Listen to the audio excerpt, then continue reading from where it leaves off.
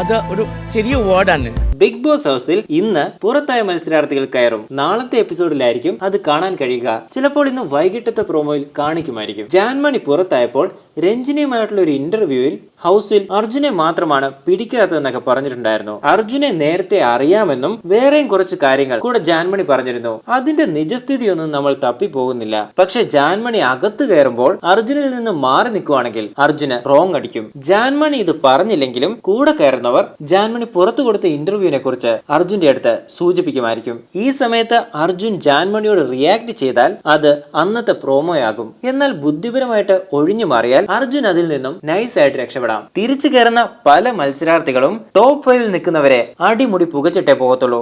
അവരെന്തു പറഞ്ഞാലും കണ്ടന്റ് ആകുമെന്ന് പുറത്തെത്തി അവർ മനസ്സിലാക്കിക്കൊണ്ട് തന്നെ പല ഗെയിമുകളും ഈ ആഴ്ച നമുക്ക് കാണാം. ഏതായാലും റോക്കി തിരിച്ചു കയറുന്നില്ല എന്നാണ് അറിയാൻ സാധിച്ചിട്ടുള്ളത്. സിബിനും ഉണ്ടായിരിക്കില്ല എന്ന് തന്നെയാണ് ഈ സമയം വരെ അറിഞ്ഞിട്ടുള്ളത്. ഇനി പെട്ടെന്നൊരു മാറ്റം ഉണ്ടാകുമോ എന്നൊക്കെ നമുക്ക് നേരിൽ കാണാം.